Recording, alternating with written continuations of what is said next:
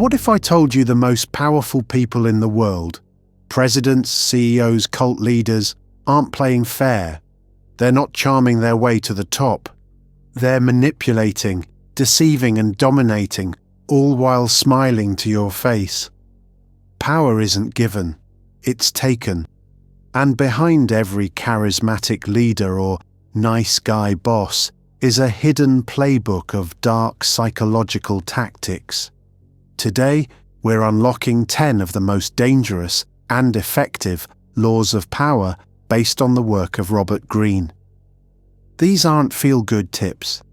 They're rules of survival in a world where the naive get played and the strategic thrive. If you want to stop being a pawn and start thinking like the king, watch closely, because once you learn these 10 rules, you'll never see people or power the same way again. The rules of power aren't taught in school, but they're everywhere. Robert Greene's The 48 Laws of Power is one of the most controversial and widely read books by leaders, strategists, and even manipulators. It doesn't tell you how the world should work, it shows you how it really works. In this video, we're breaking down 10 of the darkest, most psychologically powerful laws from Greene's philosophy, distilled, sharpened, and ready to use. Whether you want to protect yourself or rise to the top, these are the laws you can't afford to ignore. Rule number 1: never outshine the master. This is the law that has destroyed more careers than incompetence ever could. Never outshine the master. It sounds simple, even submissive, but it's pure power. Here's why. People, especially those above you, are fragile. Their egos are often built on being the smartest person in the room. The moment you seem too talented, too confident, or too clever, they don't admire you. They feel threatened by you. And when someone with power feels threatened, they don't confront you. They silence you, replace you, ruin you. Think of the ambitious employee who always corrects the boss in meetings, or the prodigy who shines too brightly in front of a jealous mentor. They're not fired for incompetence, they're eliminated for intimidation. Robert Greene puts it like this: make your masters appear more brilliant than they are, and you will attain the heights of power. It's not about shrinking, it's about strategic humility. Let them shine, make them feel secure. Because the moment they believe you need them, they'll let you rise. But the moment they feel you don't, your rise becomes a threat. So if you want to climb the ladder of power, don't sprint past the ones holding it. Play the long game, appear loyal, feed their ego. And when the time is right, take your shot. Rule number 2: conceal your intentions. Power doesn't just come from what you do, it comes from what people think you're doing. Most people lay their plans out like an open book. They overshare, explain their dreams, and tell the world what they're building. That's a mistake, because the moment people know your goals, they can interfere, compete, or undermine you. But when your true motives are hidden, you become unpredictable, and unpredictability is power. Think of it like a game of poker. The one who keeps their cards close controls the game. The one who shows their hand gets played. Robert Greene says, if you have no clear purpose, you cannot be pinned down or attacked. It's not about lying, it's about masking your true goal behind decoys and distractions. Let people think you're going left, while you're preparing to strike from the right. Politicians do this, CEOs do this, even predators in the animal kingdom use misdirection. People can't fight what they can't see, and they can't stop what they don't understand. So the next time you're planning something big, whether it's a business move, a career jump, or a personal decision, say less, reveal nothing, smile more. And when it's time to act, they'll never see it coming. Rule number 3: say less than necessary. Words are like currency. The more you spend, the less they're worth. In the game of power, silence isn't awkward. It's a weapon. The more you talk, the more you reveal your intentions, your insecurities, your weaknesses. But when you speak less, you make people lean in. You create tension. You force others to fill in the blanks with their own imagination. And often they overestimate you. That's the secret. Silence breeds mystery, and mystery breeds authority. Robert Greene writes, "The more you say, the more likely you are to say something foolish." Powerful people, real powerful people, don't explain themselves. They make statements, not speeches. Think of mob bosses, elite negotiators, or confident leaders. They don't fill silence. They let others squirm in it. In conversation, less talk puts you in control. People project meaning onto your words. They wonder what you're thinking. And in that wondering, you dominate the space. So the next time you're tempted to over-explain, justify, or talk your way into being liked, stop. Say only what's needed. Let others speak, let them reveal their cards. Because when you say less, every word carries weight, and every pause makes people listen. Rule number 4. Use selective honesty to disarm. The truth can be a weapon if you know when to use it. Most people think honesty is about being good, but in power games, honesty is about strategy. A single well-timed truth can create trust, lower defenses, and make you look authentic, even if everything else you do is calculated. That's the trick. When you give people just enough honesty, they stop questioning your motives. They assume everything else you say is genuine too. Robert Greene explains it like this: one sincere move will cover over dozens of dishonest ones. Con artists use this. So do politicians. They'll confess to a minor flaw just to hide a bigger one. It's psychological judo. You pull them in with vulnerability, then control them with trust. So if you want to be dangerous, don't lie all the time. Tell the truth, strategically. Use it to disarm, to mislead, to gain loyalty, because sometimes the most effective mask is the truth. Rule number 5. Crush your enemy totally. Mercy is noble, but in power, mercy can be fatal. When you leave an enemy wounded but breathing, you create a long-term threat. A rival who survives will regroup.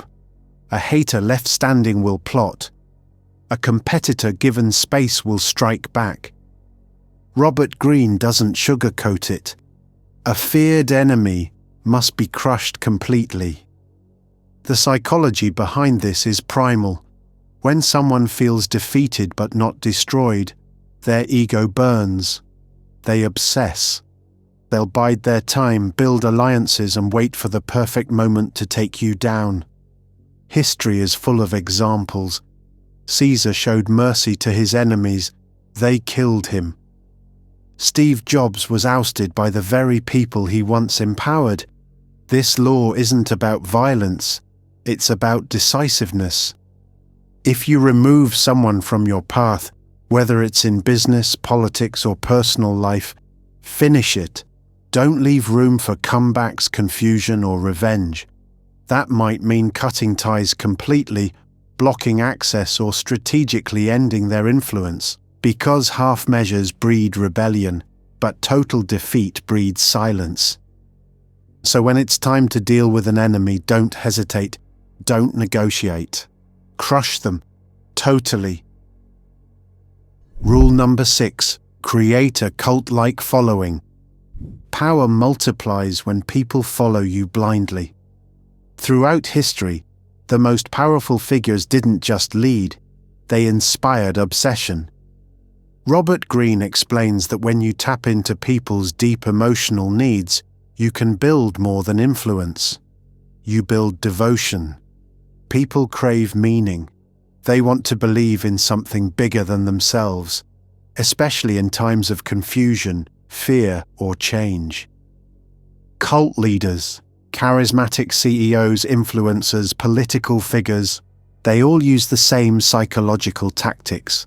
Confidence that borders on divinity, bold promises of transformation, an us versus them mindset, symbols, rituals, mantras that create identity, and most importantly, they make followers feel seen, special, and chosen.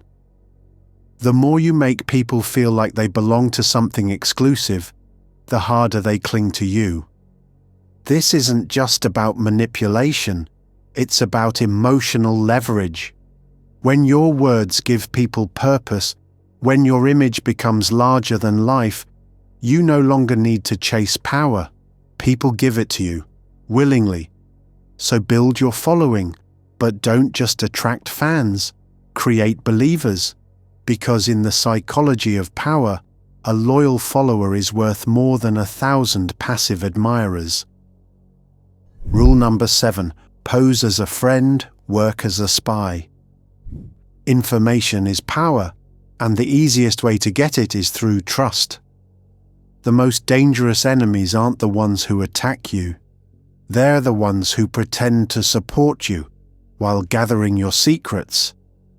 Robert Greene warns us, knowing about your rival is critical. Use spies to gather valuable information that will keep you a step ahead. But in the modern world, you are the spy. Ask questions, let others talk, listen more than you speak. People love to share, especially when they feel comfortable around someone who seems harmless. Play the friend, be the confidant, show loyalty while quietly taking notes. Their fears, ambitions, weaknesses, alliances, all of it becomes your arsenal.